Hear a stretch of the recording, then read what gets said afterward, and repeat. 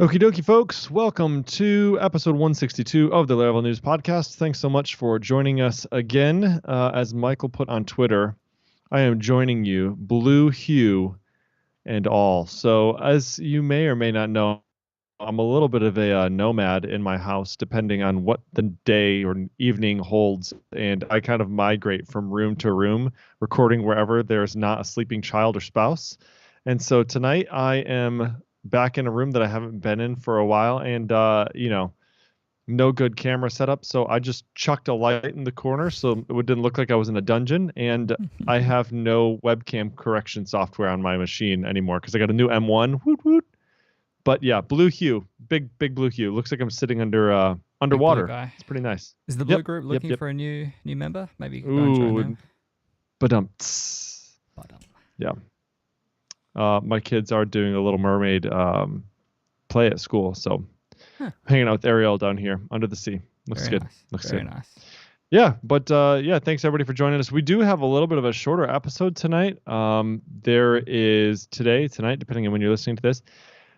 We have done an episode recently, right? A couple weeks ago. And so there has not been a ton of stuff put out on the blog, but we are going to fill in with a little bit of community links at the end. So you may be lucky if you've been submitting your items into Laravel News, you just might get a quick shout out. So anyway, Michael, before we start, should we talk about Hook Relay? We should. Real quick. Our friends, Hook Relay. From our other friends, Honey Badger, it is webhooks without the pain and suffering that you endure if you've ever had to put your own webhooks together. So we'll tell you more about them a little bit later on in the show. Indeed. Okay. With that out of the way, let's jump right into releases. We've got Laravel 9.2, which has been released. So they released version 9.2.0 with an array key by method, an eloquent attribute static constructor. And then they also have moved the Laravel cores package into the framework. All right, so let's take a look at this. The attribute make method. So Ari at ARI contributed a static constructor method to the eloquent attribute class, which provides convenience as follows. So if you remember, the attribute class is this new class that Taylor introduced not too long ago, which sort of replaces mutators and accessors, which is a thing that runs right before you push something into the database or right after you get something out of the database when you're accessing it through your eloquent model. So instead of having to have two separate methods, you just have a new attribute. Okay, so that's the class we're talking about. And so we have this return a new attribute, or the attribute make static constructor allows you to do it without having to new it up, essentially, is it? Right? I think that's all it is. So instead of having to do new attribute, and you just say attribute make, which I think instead of having to wrap the whole constructor in parentheses so that you can access the methods directly on it. Absolutely. Yes. Good. We've also got a contribution from Douglas Medeiros. No, that's not it. Medeiros, who contributed an array key by method, which works like the collection key by method. So we have collections, and we also have this array helper, which you get by grabbing ARR : key by, right? That's how you're going to get to that method. And so what this allows you to do is it allows you to pass in an array and then key that array by a particular value inside some of those nested arrays, right? There you go. All right. We also have a contribution by Francisco Madeira. Is that the same person? No. Different person. Madeira. Another last name that I'm not going to pronounce very well. Who contributed an expects output to contain test method to assert that an artisan command contains a substring of output. So when you say hello world to artisan, it's going to expect that the output of that command will contain a particular string that you're going to specify in your test. All right, we've got Craig Morris contributing, adding X headers in development when using the mail always to methods. This is something we talked about last week. We had Chris Fidau, our last show, I guess 2 weeks ago. Chris Fidau had a situation where he, like many of us, made the mistake of leaving something production ready inside of a staging environment. And oopsies, he sent an email out to a bunch of people. So Chris had mentioned a method that he uses to fix this, which was to set up a particular table with a database type of black hole, which was interesting.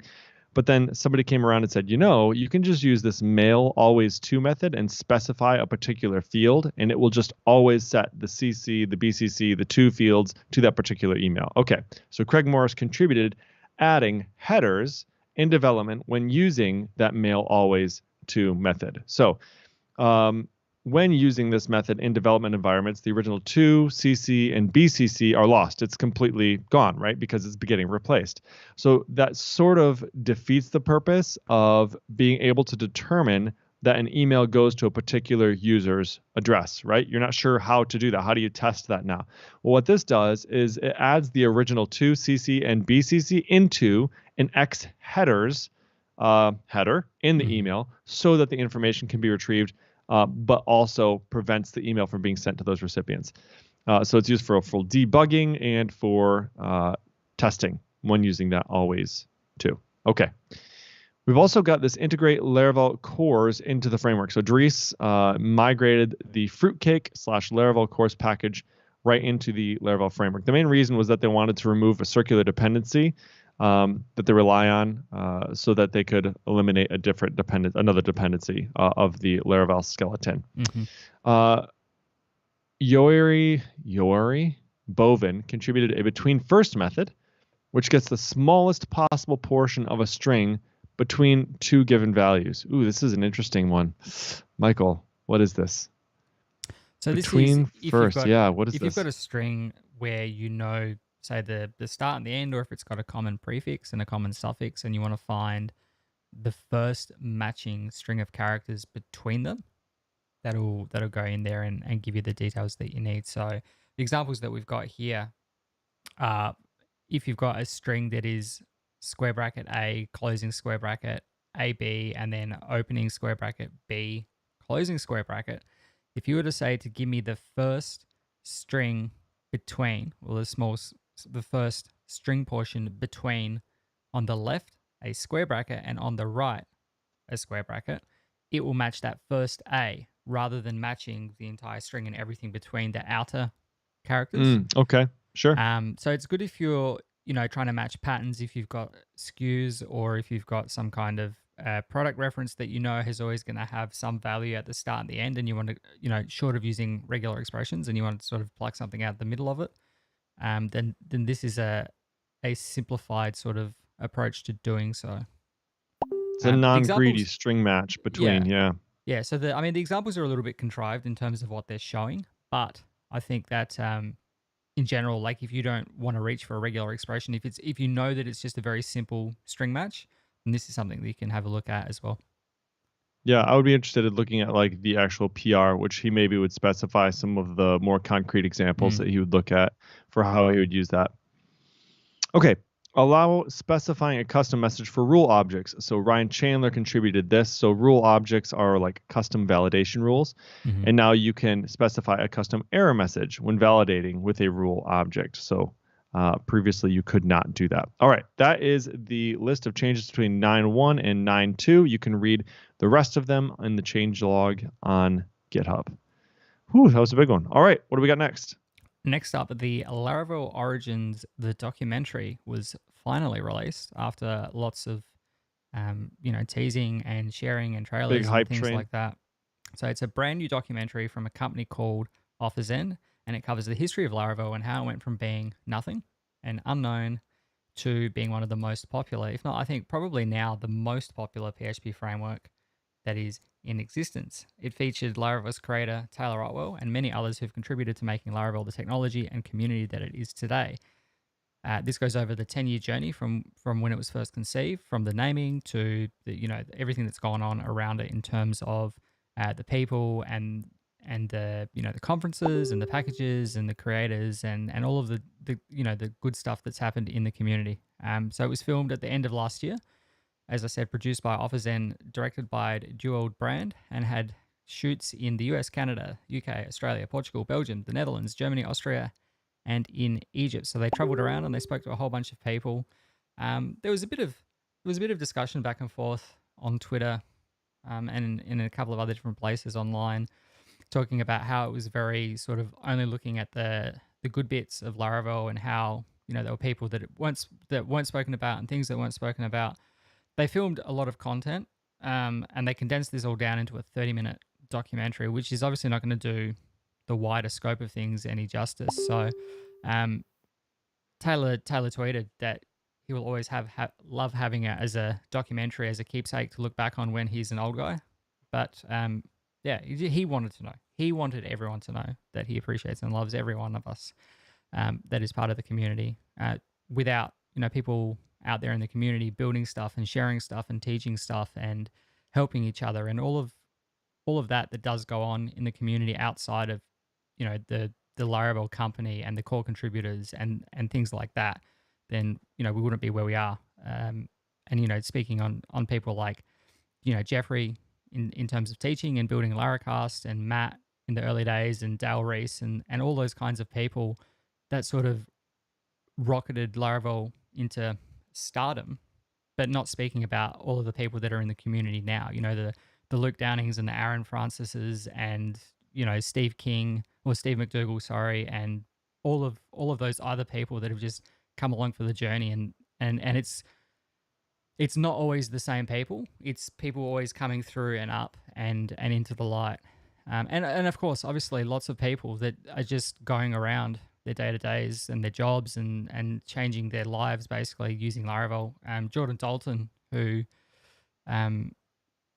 we've known, Yeah, he's saw that. been around for a while. He posted a nice little video talking about how he was on the brink of basically bankruptcy, and now Laravel was giving him opportunities and a new lease on life in terms of work and being financially secure and having a roof over his head and things like. And it's those kinds of things that we see a lot in the community. So yeah, don't think that obviously there's and the Office End people have said that they've filmed enough content to sort of fill hours worth of documentary. So maybe we'll see another version of this or an extension later on in the future. Like a second cut, yeah. Editor's cut. Director's cut, yeah. It was the 12-hour Director's edition, cut, there you go. Yeah. So yeah. Check it out if you really haven't already. It's a 30-minute. As I said, it glosses over a lot of stuff, but it covers off the main things, I think, in terms of the reason why it's popular. Yeah, and for those who haven't been around since the infancy of the framework, there's a lot of things that people, unless you're really digging in, would probably not know, right? Mm-hmm. And so, yeah, it was a good little history lesson too. And it was also super encouraging to hear from Taylor himself. Like, he's like, I'm the captain of the ship. Like, this is the Titanic. Like, I'm going down with this thing. Like, how do we make this great for the next 10 years? Like, that makes me feel really good as a developer investing in this framework, continuing to invest in this framework, because he's not going anywhere, right? Yeah. So, like, as soon as that sort of confidence starts to wane and people start to like jump ship, then I think that's when you're like, oh crap, like, how long do I keep on this train? But this thing isn't slowing down, really. It's continuing to go, and it's continuing to grow every year. And Jeffrey Wace, like, most of these things have like a path, right? They blow up, and then they kind of trend down. And it's like Laravel has just continued to grow in popularity over 10 years. Like, 10 years is a long time, right? And so Taylor pretty much committed himself to another 10 years, on the thing. He's on the documentary. He's like, I'm going nowhere. Like, how do we continue to make this thing awesome? So that was really encouraging to hear too, that Taylor's got no plans of giving this up or passing this off, even though there is sort of like a contingency plan for those sorts of things. Like, he's not planning on doing that. So yeah, that felt good. And outside of that, not just, as I said, the core maintainers and the Laravel company itself, but even as people come and go in the community, there are always others coming, and presenting their ideas and getting their foot in the door in terms of bringing more information and new faces, and it sort of keeps the snowball rolling, so to speak. Yeah. Yep. Absolutely.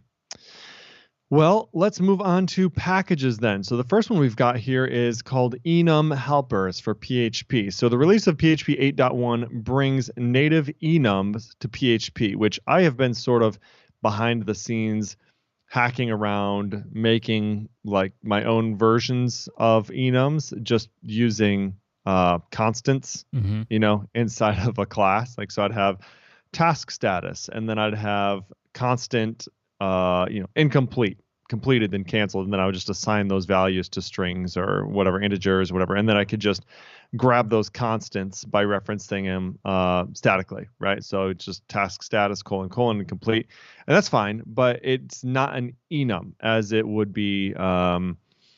It's just literally a list of strings, and it helps to replace sort of having magic strings sprinkled around. But enums are a lot more powerful than that. But they do come with some trade-offs, essentially. And so what this package hopes to do is it builds on native features, and then it aims to make working with those enums more lovable, as it puts it. So there's a couple traits that they have that are available, and you can add these following conveniences to your enums in any project. Here they are.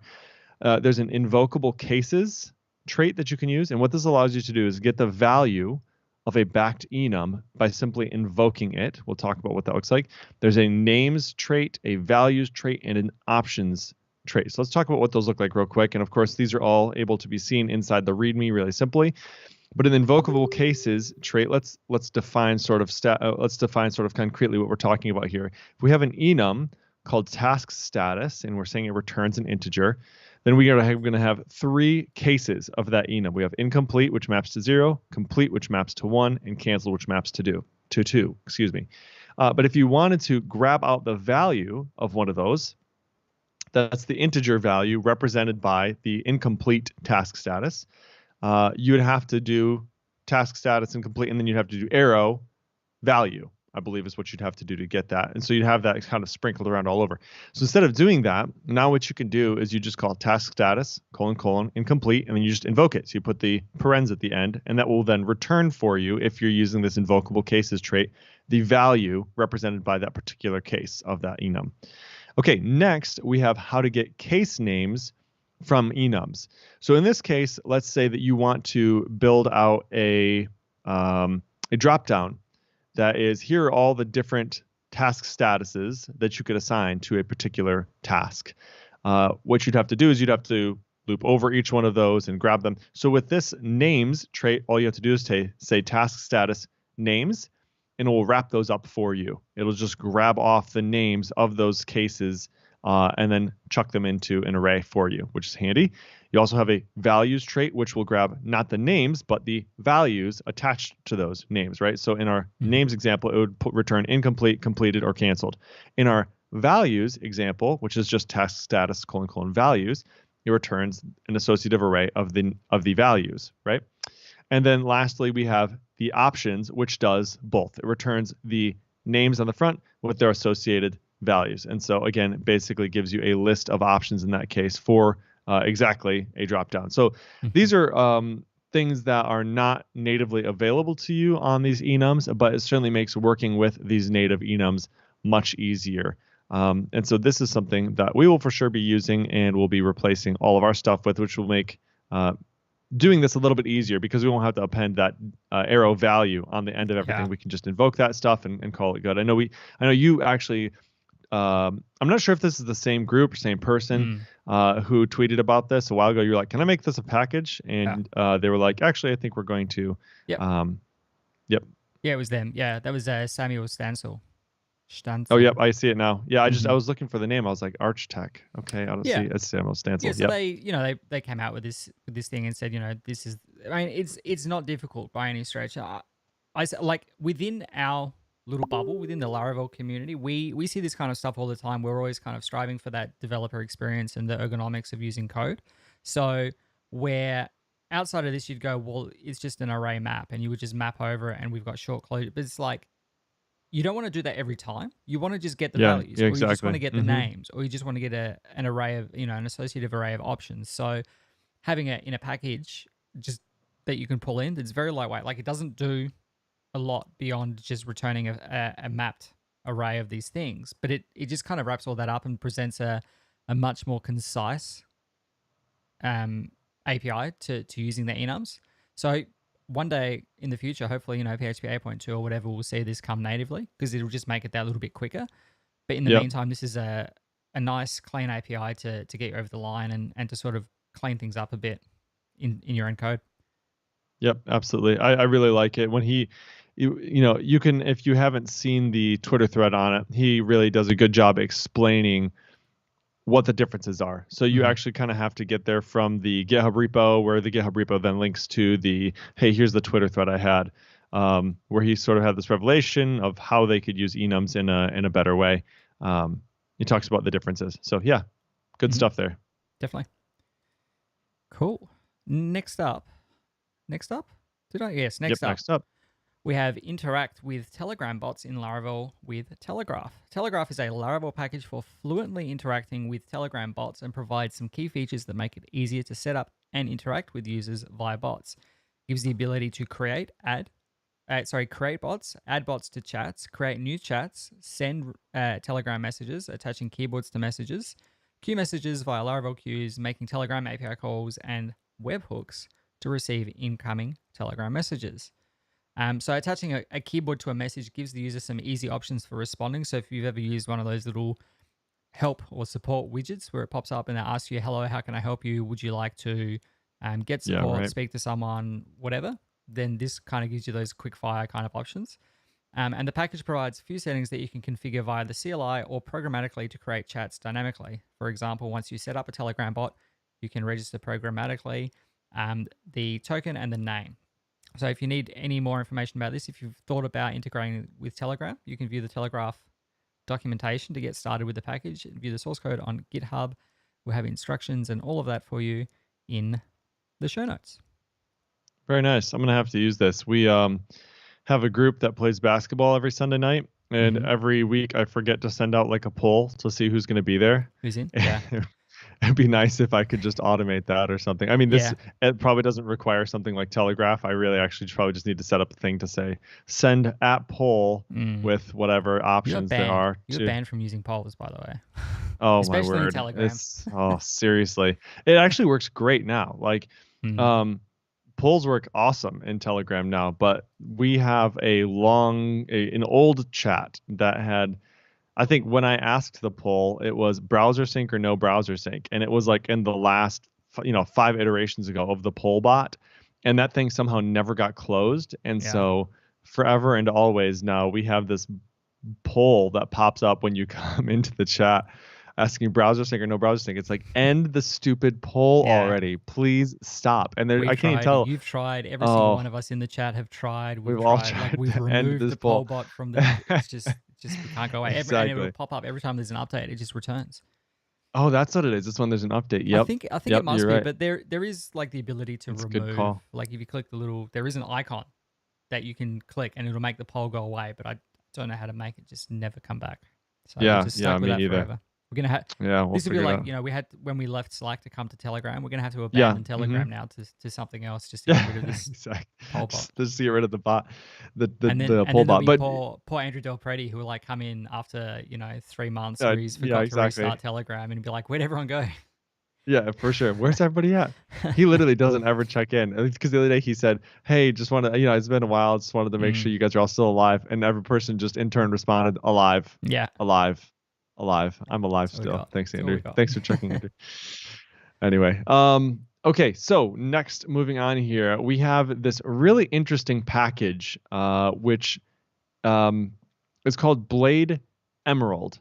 So if you've been around for a while, you remember a tool called Emmet. And what Emmet allows you to do is it allows you to really rapidly write out HTML documents using this structured sort of language to make it happen really fast. So, for example, if you wanted to make a div with a class of call, followed by a child div with a class of alert and alert success with a role of alert, you would type div.call, which is that first div with a column class, and then you'd write arrow, and that's child, div.alert.alert-success, which is put a div in there with these two classes, and then role equals alert. So you're basically writing almost what you would write in your CSS, and then when you press tab, it would auto expand it to just write that HTML out for you.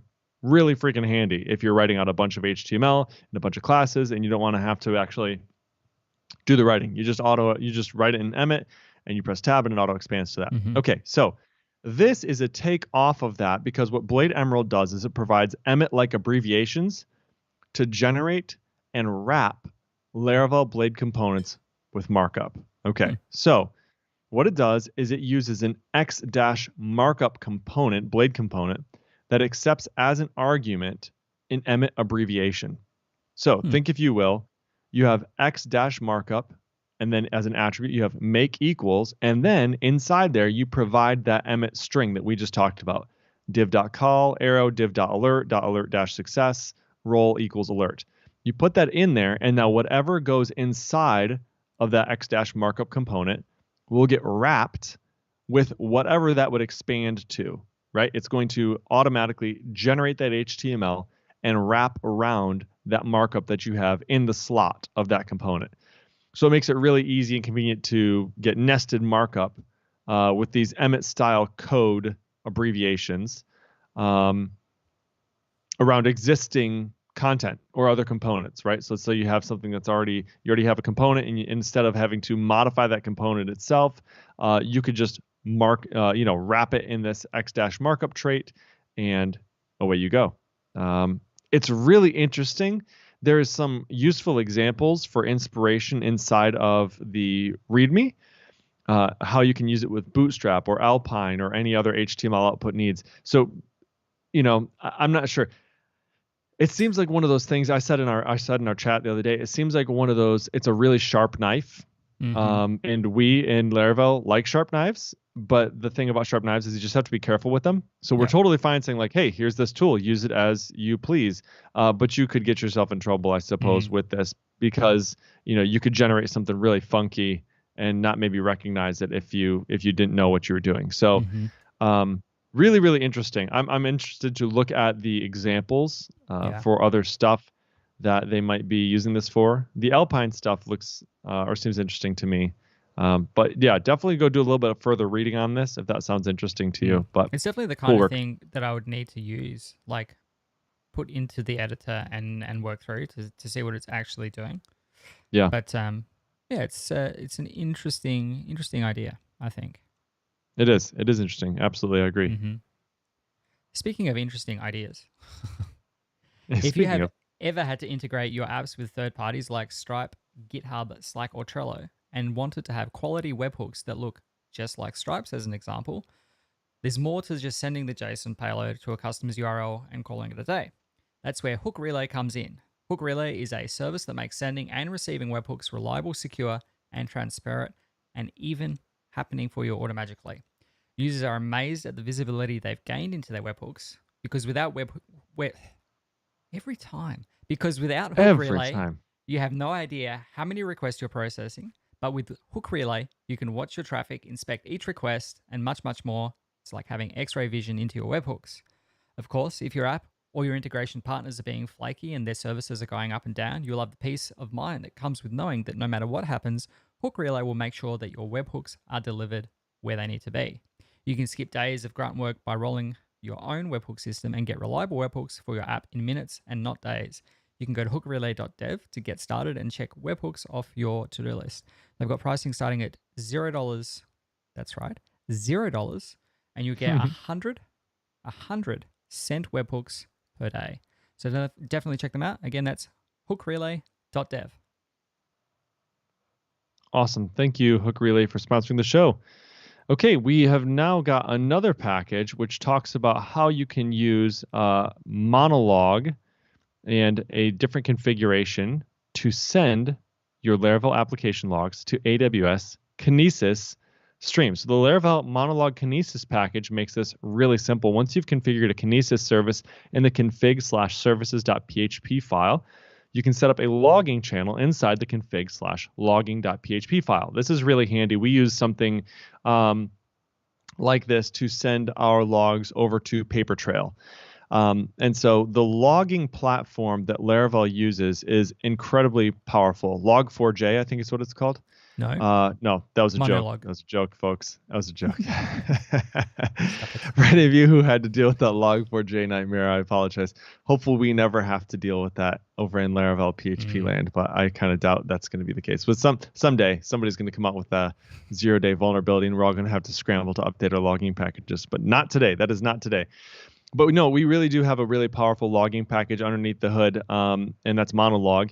It used to be that you only would have one or a couple ways that you could switch out how the logging was being done. You had like single, which was there's just one file that you're going to log to, right? And it was called laravel.log. And then there's daily, which says I'm going to write a new log every time the day changes. And then there's also all these other drivers that you have available to you now, which I think Papertrail is one of the ones that's sort of integrated just by default. It's available for you, and all you have to do is kind of provide an endpoint. But this provides another one, this Monologuekinesis. So if you're wanting to forward your logs over to AWS Kinesis and get them set up over there, this package makes it really easy to do so.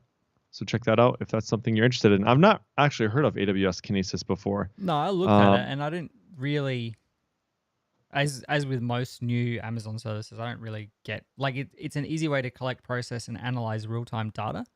But it's also talking about, processing, streaming data at any scale, and talking about video and audio. But I guess it does, application logs and website clicks and things like that. So I guess it's just a way of taking that data, and especially because Monologue is a consistent format, so you'd be able to parse it out. This is an issue that I've had previously, where you can use the Laravel logger liberally throughout your app. You can log all kinds of things, but unless you come up with like a consistent way of what you're passing in there, you kind of just end up with JSON. And then sometimes you'll say like, this is for customer ID, blah, and you'll put that in the message. And sometimes you'll say, did this thing for customer, and put the customer ID in sort of like the context array after. So I guess if you can put that into Kinesis and then have Kinesis interpret all of that information so that you can go and search, like, show me all of the logs for this customer or whatever, so you can pull out checkpoints and things like that. Obviously the Laravel log file, the Laravel.log, which is the default configuration when you ship a Laravel application, is fine if you've got one server or you're not on serverless. Once you start needing to look outside of it, or you're like really actively using it for logging checkpoints for users working their way through your application, having something where you can process a little bit more rigorously, and being able to have people search, like, there's an issue with the application and someone comes to me and says, hey, what happened here is you've got to go and look through log files, hope that it hasn't been rotated out or destroyed or whatever. Where if you can put it into something like Kinesis or Papertrail or whatever, then that's definitely something to look into, especially if you're already in the Amazon ecosystem. If you're using it for everything else, then it's another thing. That's probably a little bit more robust, I would say, than just using CloudWatch. There's one other thing. So like, as I'm looking at this, I noticed that this is something that I'm doing with Papertrail right now that you could probably do with Kinesis. So in Papertrail, I was being lazy and I thought, you know what?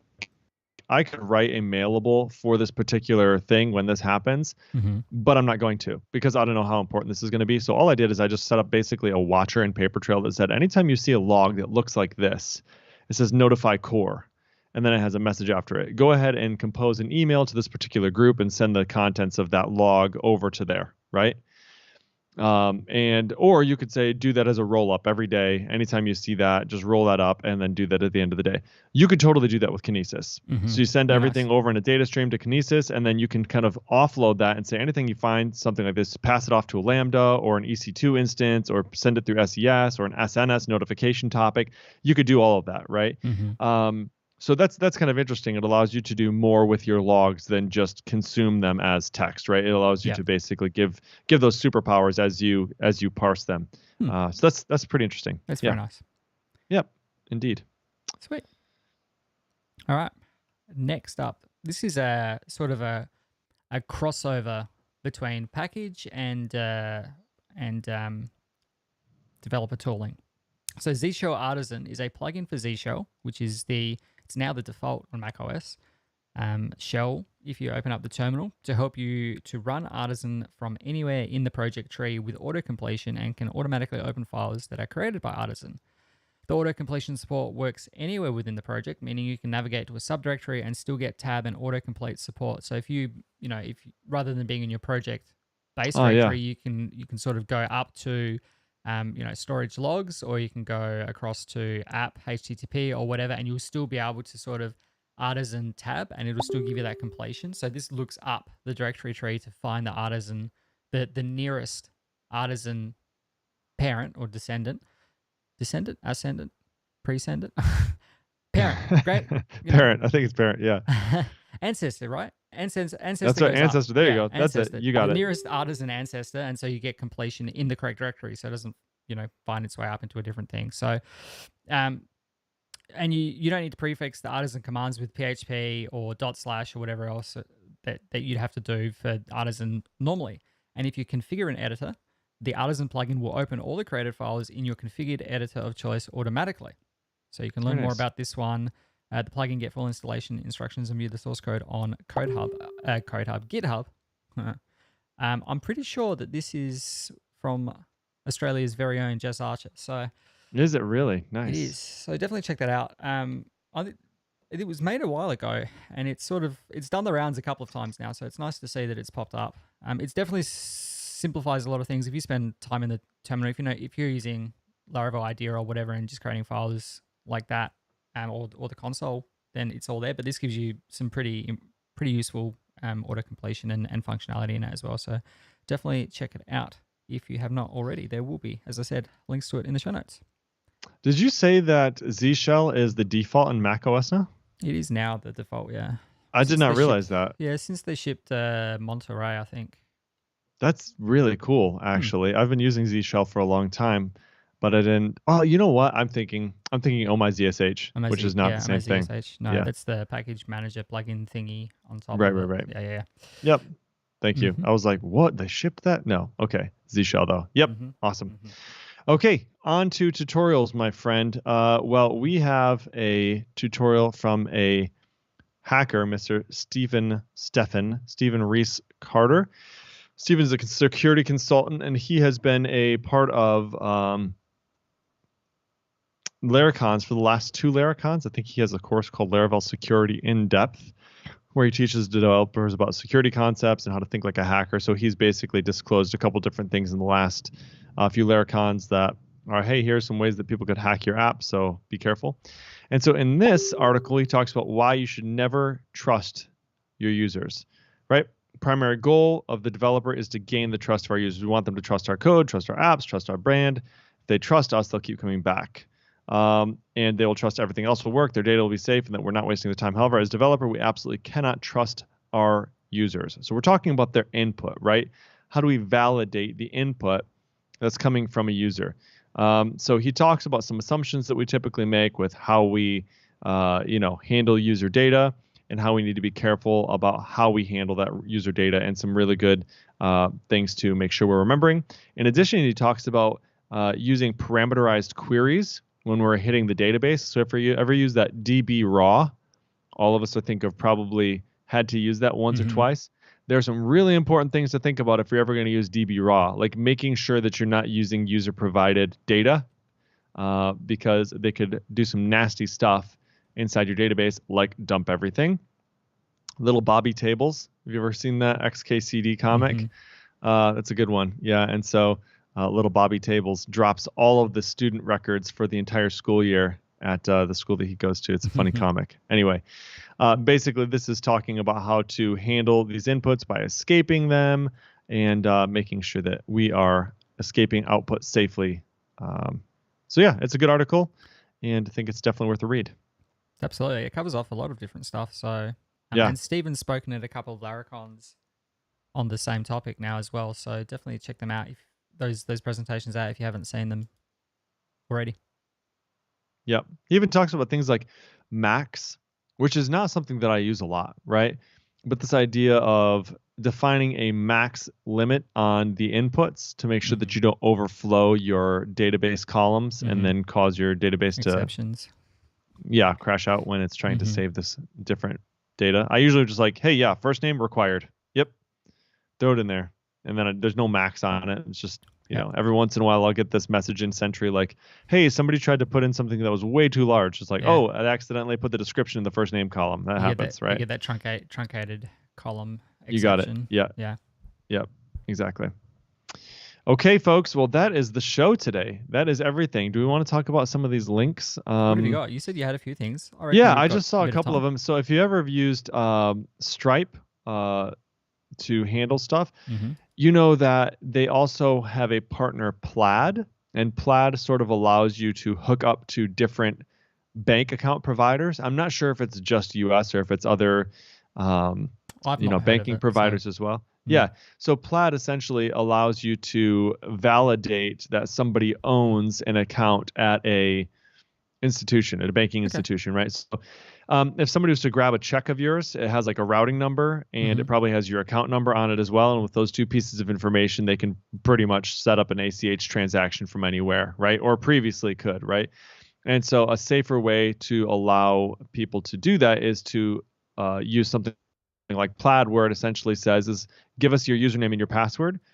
You basically do an OAuth with your bank. And then it says, okay, we'll get that information from your bank then using the secure connection. And then you can basically stop that access at any point. And so they don't have your numbers anymore that they could use to make those charges. So that's what Plaid is. And so there's a package out there for Plaid by Abivia that was created. So that was interesting. I read that a little bit.